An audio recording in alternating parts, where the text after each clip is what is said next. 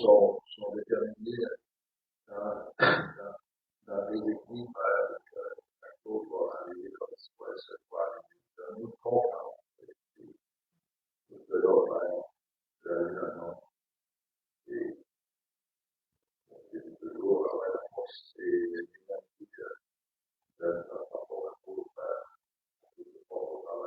l'autre, dans la gloire qui est lourde, en étant tous ceux qui sont Amen. Merci encore de votre serviteur. À nos cœurs et de nos enseignements. Bien sûr, l'écoute,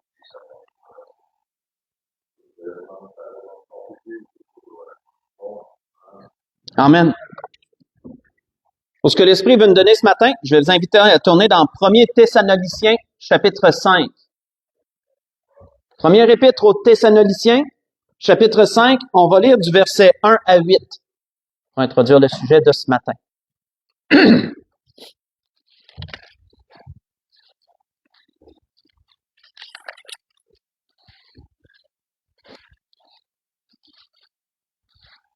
Premier Thessaloniciens, chapitre 5, versets 1 à 8.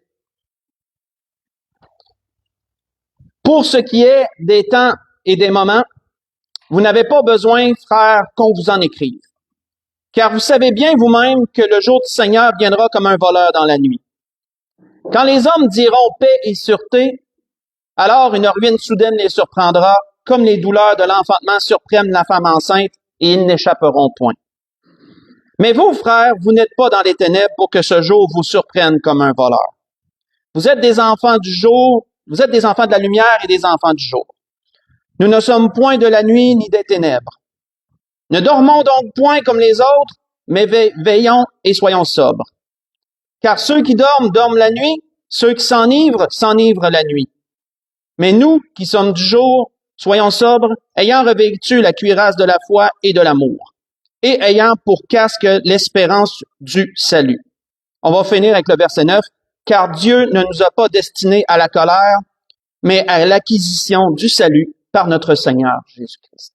On va arrêter ici.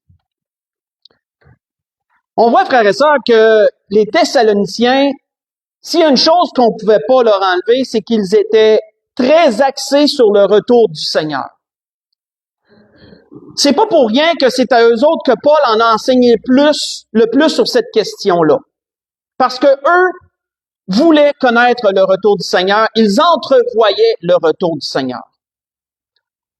Le problème, c'est que, comme on le voit, l'apôtre Paul a dû beaucoup les éduquer sur le sujet parce qu'ils s'étaient fait tromper en disant que c'était déjà là. Et là, ils ont dû comprendre par les enseignements de Paul ce qui en était vraiment sur la question. Mais on voit que dans notre lecture, l'apôtre Paul dit, pour ce qui est du retour, j'ai pas besoin vraiment de vous en écrire. Parce qu'il le cherchait. Il savait que le Seigneur allait revenir et il voulait être là à son retour. Sauf que Paul a dû leur donner l'attitude dans laquelle qu'ils devaient être pour le retour du Seigneur. On voit que dans ce qu'on a lu, c'est ce qu'il a élaboré. Et cette attitude était laquelle? Cette attitude elle était de veiller, mais de veiller dans quel état? De veiller dans un état de sobriété. L'Esprit veut nous parler de sobriété ce matin et nous parler surtout de la compréhension de ce mot. Parce qu'on peut être surpris de ce qu'il veut vraiment dire. Parce que quand on regarde ce mot selon la Bible, il y a plusieurs sens.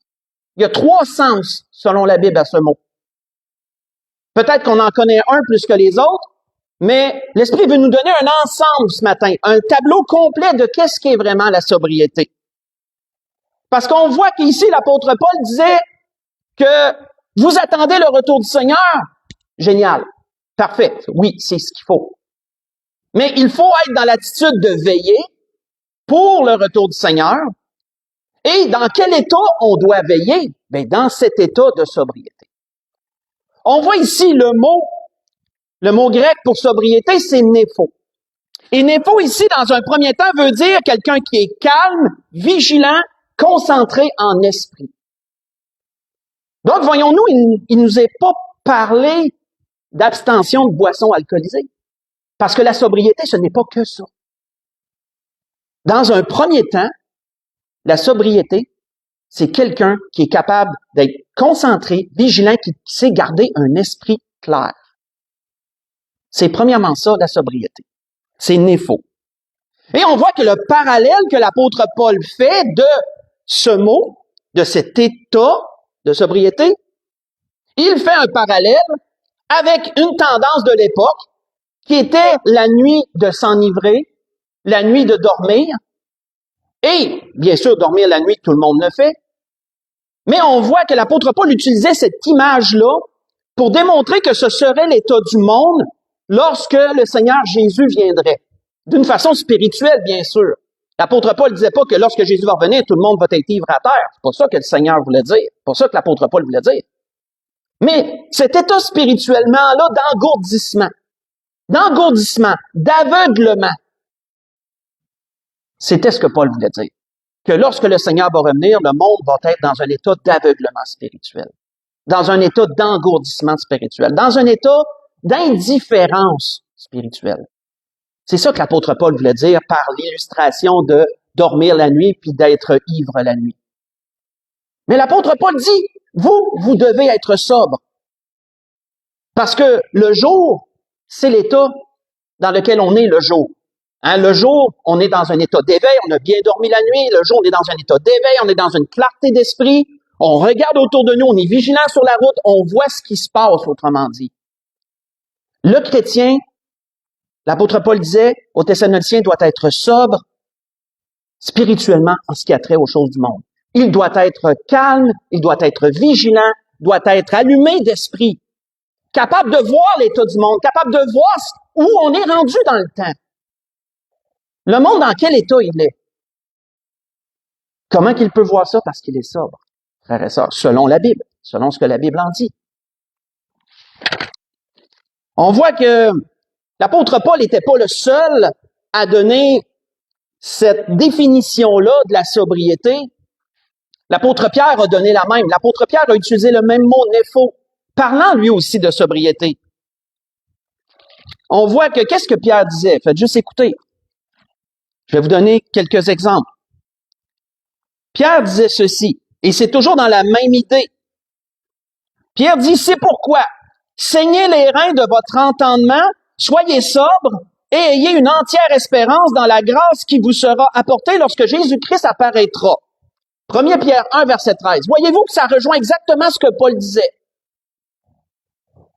De garder une entière espérance lorsque le Seigneur, jusqu'à ce que le Seigneur revienne, mais de quelle façon? En ayant cet esprit clair et vigilant. En étant sobre, autrement dit. On voit que l'apôtre Pierre donne un autre exemple, toujours de ce même mot. L'apôtre Pierre dit ceci, la fin de toute chose est proche. Soyez donc sages et sobres pour vaguer à la prière. Vous voyez ça dans 1 Pierre 4, verset 7. Toujours la même idée. Toujours cette idée d'un esprit vigilant et d'un esprit qui est clair, qui est éclairci. Pierre donne également un autre contexte dans lequel il l'applique, et celui-là, je vous invite à y tourner dans 1 Pierre 5. 1 Pierre 5. Voyons un autre contexte, mais dans lequel il applique le même mot et la même définition. Le mot népho, même définition. 1 Pierre 5, versets 8 et 9.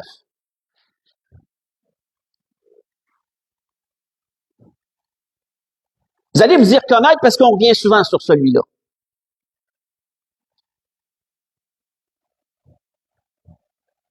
On voit que l'apôtre Pierre disait, 1 Pierre 5, versets 8 et 9, « Soyez sobres, veillez, car votre adversaire le diable rôde comme un lion rugissant, cherchant qui il dévorera. Résistez-lui avec une foi ferme, sachant que les mêmes souffrances sont imposées à vos frères de par le monde. » On va arrêter ici. Voyez-vous, dans un autre contexte, Pierre applique le même mot, népho. Et quand on lit le restant, on le comprend bien. Parce que Pierre dit, il y a un lion qui rôde. Si vous savez qu'un lion rôde dans votre entourage, je peux vous dire que vous allez avoir un esprit clair et vigilant. Vous allez vous assurer du moins d'avoir un esprit clair et vigilant parce que vous ne voulez pas être celui qui va être son prochain repas. Donc, vous allez être alerte. Vous allez être alerte. Vous allez être sobre, autrement dit, d'un point de vue spirituel. Vous allez être sobre. Vous allez veiller. Voyons-nous que Pierre, tout comme Paul, associe cette définition du mot sobre à la veille. Parce que c'est l'état dans lequel tu dois être pour être capable de veiller. Tu peux pas veiller à moitié endormi, engourdi, endurci et aveuglé. Tu peux pas veiller dans cet état-là. Mais tu peux veiller, par exemple, si tu es quelqu'un d'alerte. Tu peux veiller. Si tu es vigilant, tu peux veiller. On voit que, juste un parallèle dans l'Ancien Testament où un prophète qu'on lit à peu près jamais, Nahum, pas besoin d'y tourner, là. Nahum qui avait annoncé la deuxième destruction de Ninive, parce que Jonas avait annoncé la première. On a vu dernièrement Jonas et son histoire. Mais Ninive, quoique s'était repentie au temps de Jonas, elle s'est à nouveau endurcie parce qu'elle est devenue grande et puissante.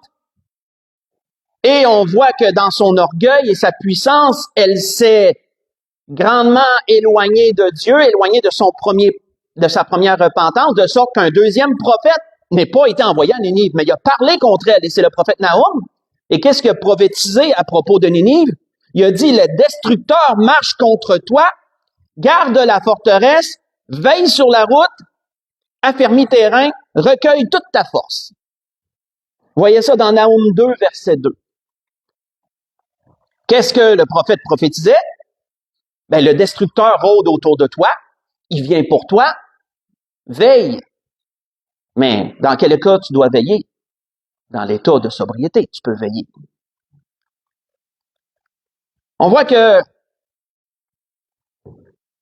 l'apôtre Paul, pas rien que l'apôtre Paul, en fait, quand on pense à ça, c'est dans cette même définition que le Seigneur en avait parlé. Je vous invite à le lire durant la semaine dans Marc 13, versets 34 à 37. Quand le Seigneur, après avoir annoncé la fin des temps à ses disciples, Marc 13 étant l'équivalent de Matthieu 24 pour vous relier, là, après avoir parlé des derniers temps à ses disciples, qu'est-ce que le Seigneur avait dit à ceux-ci? Il avait dit, veillez, hein, vous vous souvenez? Veillez, disait le Seigneur. Veillez. Dans quel état? Le Seigneur ne le dit pas, mais si on joint ce que l'apôtre Paul dit, on comprend dans quel état. On voit que lorsque le Seigneur était au jardin de Gethsémani, puis qu'il était dans la souffrance, et qu'il aurait eu tellement besoin de cet appui-là auprès de lui, de ces gens-là qui leur avaient demandé de prier et de veiller, qu'est-ce qu'ils ont fait? Ils se sont endormis. Qu'est-ce que l'apôtre Paul disait? Ne soyons pas comme ceux qui dorment et ceux qui s'enivrent la nuit. Voyez des liens. Seigneur les réveille. Seigneur dit, vous avez même pas pu veiller 1 heure avec moi. Pourquoi? Parce que spirituellement, ils n'étaient pas sobres. Spirituellement, dans la définition qu'on vient de voir, ils ne l'étaient pas. Et c'est pour ça qu'ils n'ont pas été capables de veiller. On voit que Pierre et Paul, ils ont associé cette première définition du mot parce que tu peux pas veiller autrement. On voit que l'apôtre Paul avait dit également à Timothée, veille sur toi-même et sur ton enseignement. Parce qu'il viendra un jour et ci et ça. Là, je le dis de mes propres mots. Mais il disait, veille sur toi-même et sur ton enseignement.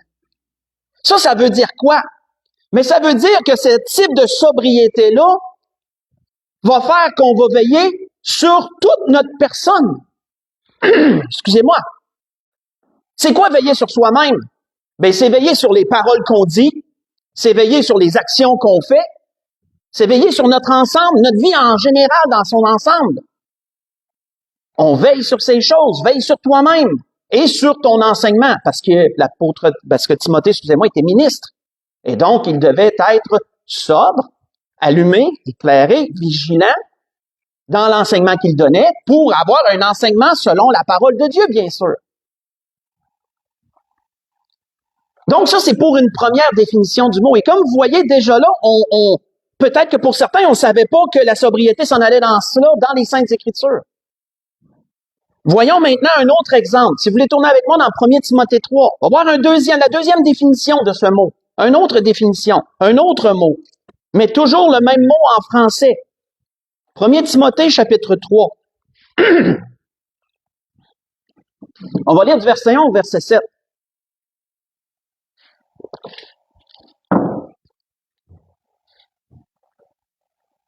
L'endroit de référence pour la qualification des pasteurs, évangélistes, missionnaires, etc.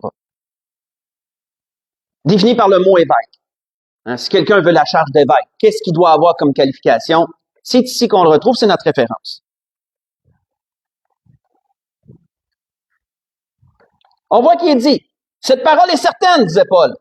Si quelqu'un aspire à la charge d'évêque, il désire une œuvre excellente. Il faut donc que l'évêque soit irréprochable, mari d'une seule femme, sobre, on va voir pourquoi, modéré, réglé dans sa conduite, hospitalier, propre à l'enseignement. Il faut qu'il ne soit pas adonné au vin, ni violent, mais indulgent, pacifique, désintéressé. Il faut qu'il dirige bien sa propre maison et qu'il tienne ses enfants dans la soumission et dans une parfaite honnêteté. Car si quelqu'un ne sait pas diriger sa propre maison, comment prendra-t-il soin de l'Église de Dieu? Il ne faut pas qu'il soit un nouveau converti, de peur qu'enflé d'orgueil, il ne tombe sous le jugement du diable. Il faut aussi qu'il reçoive un bon témoignage de ceux du dehors, afin de ne pas tomber dans l'opprobre et dans les pièges du diable. On va arrêter ici. Donc, on voit que l'une des qualificatifs que l'apôtre Paul a donné que l'évêque devait avoir, c'est la sobriété. Qu'est-ce qu'il voulait dire par là? On voit ici un autre mot grec qui est utilisé, qui est le mot sophron. Sophron veut dire quelqu'un qui a un esprit solide, sain et dans son bon sens. Et dans la description du mot, ça se dit d'une personne qui est capable de contrôler sa chair, qui est capable de faire fléchir ses désirs et ses impulsions, qui est tempéré et modéré. Autrement dit, l'évêque doit être quelqu'un qui est capable de se contrôler dans toute sa personne. Il doit avoir, une capacité de se gérer dans tous les domaines. De ne pas avoir aucun excès en quoi que ce soit. Toujours centré. C'est c'est quelque chose d'assez pointu et assez difficile. On comprend pourquoi, parce que la charge l'est tout autant, je peux vous l'assurer. Donc, on voit, frères et sœurs, que la sobriété et aussi cette capacité-là de contrôler ta chair dans ses désirs, dans ses passions en général, dans toutes choses. On voit que ce terme-là est employé dans le choix des pasteurs, donné aussi à Tite. Tite, c'est employé aussi le même mot, mais sous un autre mot en français qui est le mot modéré. Mais c'est le même mot, c'est sophron. Vous allez voir que quand on fait cette étude-là, comme un peu l'Esprit nous le développe ce matin, on voit que parfois, en tout cas dans la traduction Louis II, le mot sophron s'applique autant à sobre, modéré, ça le mélange. Des fois c'est sobre, des fois c'est modéré, mais c'est toujours le même mot. Il faut vraiment aller faire l'étude pour voir cela. Mais on voit que pour la qualification des pasteurs que l'apôtre Paul avait donné à Tite, c'est toujours le même mot qui est utilisé. Quand il lui disait ceci, je vais vous le lire pour qu'on le voit ensemble. On voit que l'apôtre Paul avait dit à Tite ceci. Mais, en parlant du pasteur, qu'il soit hospitalier, ami des gens de bien, modéré, sophron, le même mot, juste, saint, tempérant. On voit qu'il y en avait également parlé un peu plus loin, toujours à Tite, toujours sous le terme modéré, en disant ceci. Il faut et là, en parlant des femmes âgées, toujours le même mot, il disait elle doit enseigner les jeunes femmes à être, ouais, c'est vrai, c'est les femmes âgées qui enseignent les jeunes femmes à être comment? Retenues, chastes. Excusez, est-ce que je suis au bon endroit? C'est ça. Oui, c'est ça, verset 5.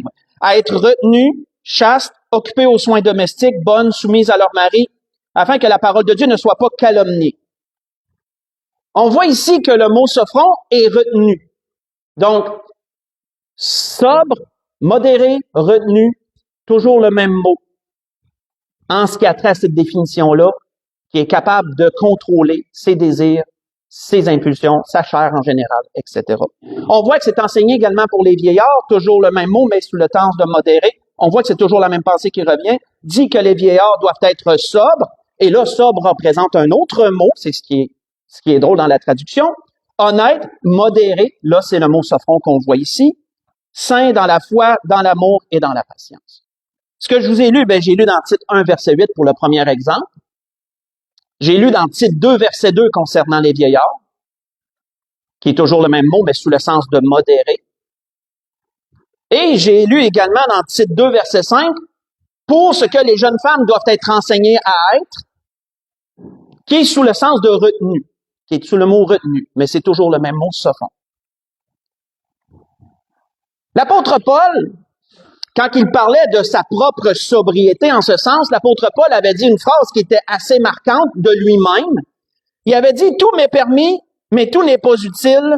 Tout m'est permis, mais je ne me laisserai pas asservir par quoi que ce soit. » Ça le décrivait parfaitement bien, ça. Vous voyez ça dans 1 Corinthiens 6, verset 12, en passant. Ça décrivait parfaitement bien la pensée que Paul amenait. L'apôtre Paul était quelqu'un qui avait une discipline de fer, comme on dit.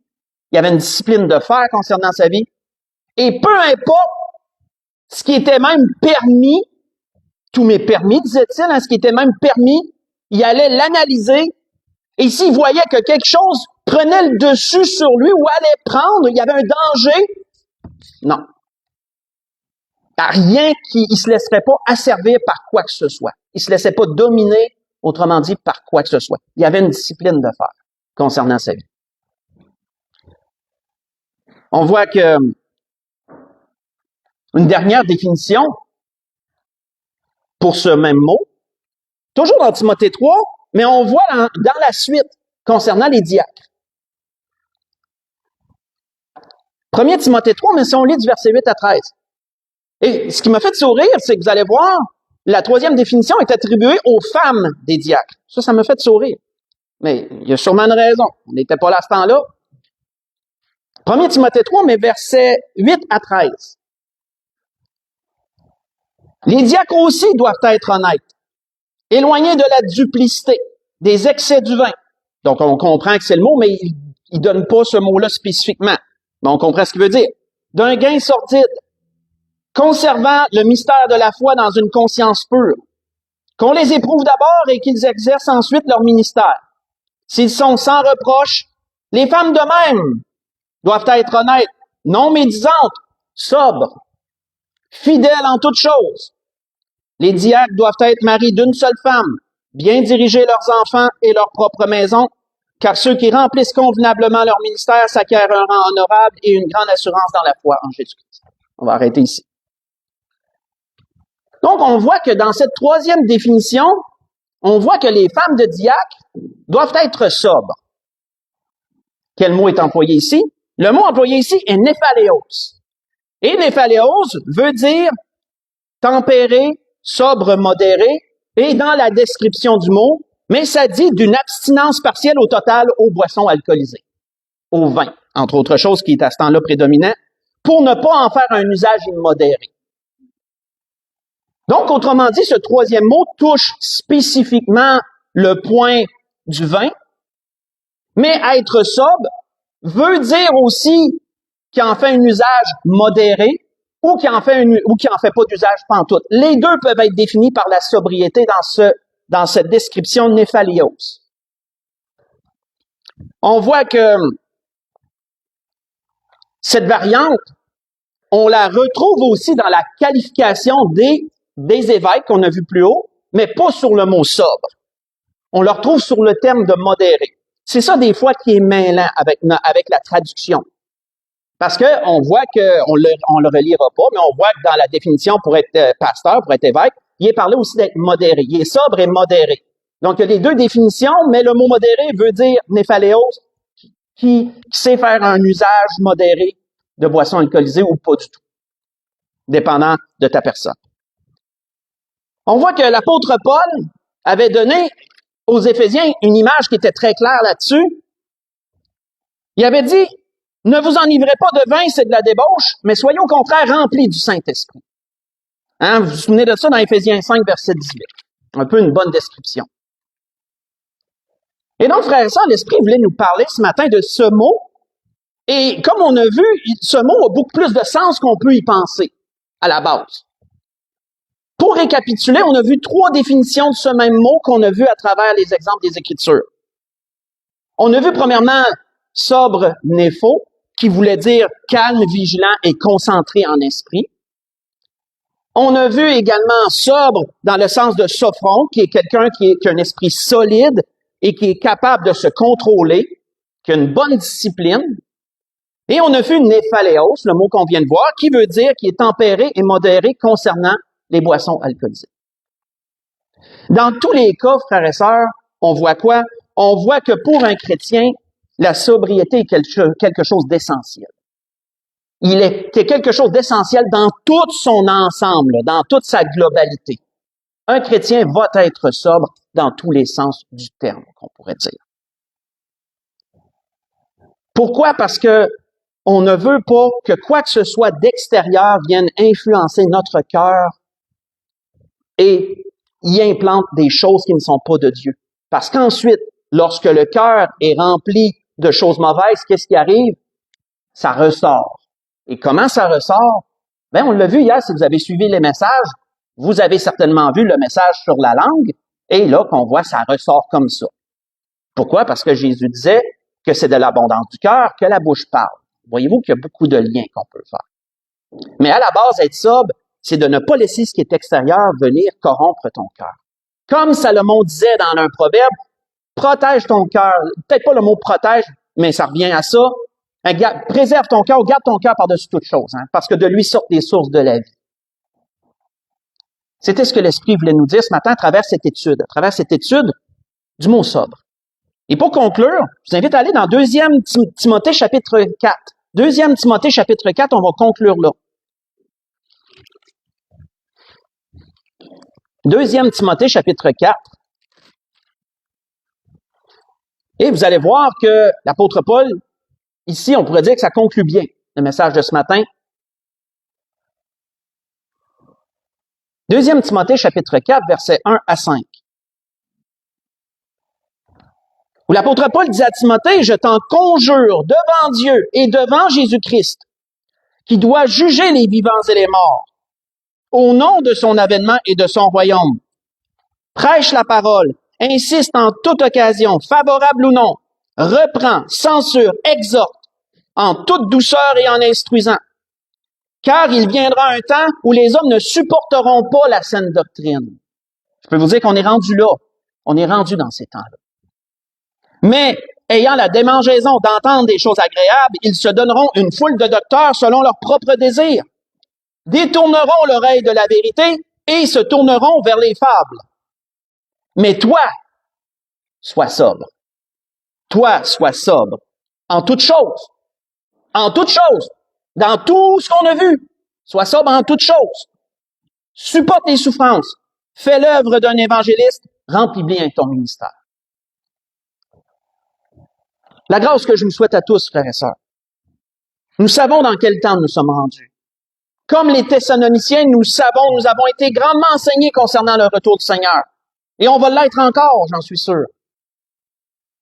Souvenons-nous que le Seigneur nous a dit que dans ces derniers temps-là, ce qui serait dur, c'est de veiller. C'est ça qui serait dur. Et c'est pourquoi que l'apôtre Paul a dit dans quel état on doit veiller. Dans l'état de sobriété.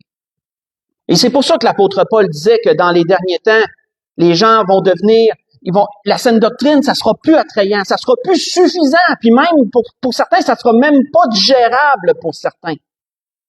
Parce que dans les derniers temps, ce qui va devenir à la mode, c'est d'entendre les choses que tu veux entendre.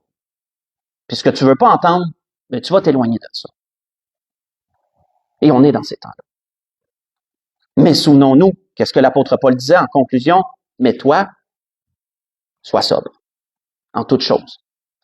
Continue ton travail dans le Seigneur, fais la volonté de Dieu. Et là, c'est moi qui l'ajoute, mais lorsque le Seigneur reviendra, le jugement du Seigneur sera en fonction de notre œuvre. Parce que l'apôtre Paul l'avait dit, que on va se présenter un jour devant le Seigneur. Et on va devoir rendre compte de toutes choses. C'était ce que l'Esprit voulait nous dire ce matin. En toutes ces choses, on peut se lever pour un dernier cantique.